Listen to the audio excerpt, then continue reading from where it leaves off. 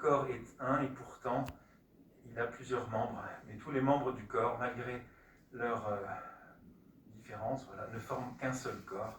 Il en est de même du Christ. Si le Christ est un, l'Église du Christ, elle est également une. Et pourtant, voilà, le constat qu'on fait, c'est que l'Église du Christ est divisée de manière extérieure telle qu'elle se présente.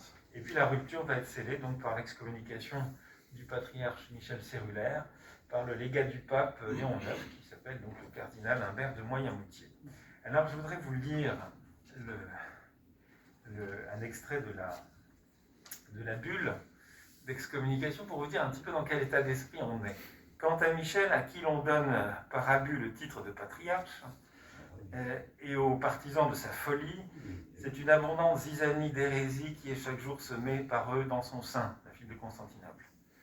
Comme les simoniaques, ils vendent le don de Dieu, comme les valériens, ils font de leurs hôtes des eunuques pour les élever ensuite non seulement à la cléricature, mais à l'épiscopat. Comme les nicolaïtes, ils permettent aux ministres du Saint-Autel de contracter mariage. Comme les pneumatomaques, ils ont supprimé dans le symbole la procession du Saint-Esprit à filiaux. Comme les manichéens, ils déclarent que le pain fermenté est animé.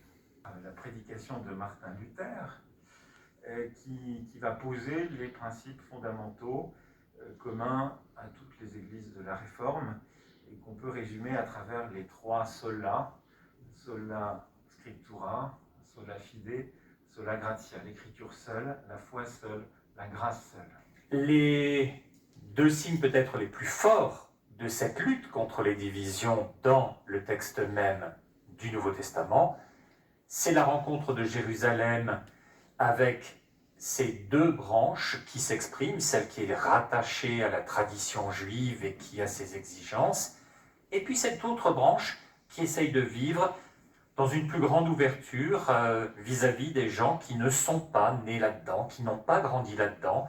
Toujours ces questions de culture, ces fameux facteurs non dogmatiques, comme on les appelle quelquefois.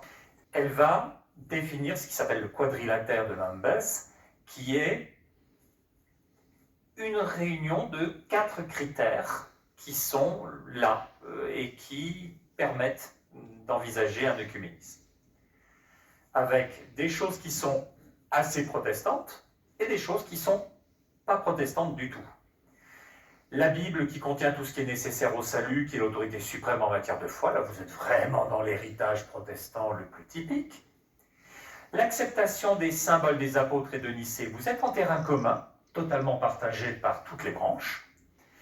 L'acceptation des 2 sacrements tels qu'institués par Jésus-Christ, donc par exemple le partage de l'Eucharistie sous forme et du pain et du vin, là vous êtes à nouveau dans du pur jus protestant. Et puis l'Église qui se structure autour de l'épiscopat historique, là vous êtes à nouveau complètement dans l'héritage de l'Église d'Occident et d'une proximité avec le catholicisme.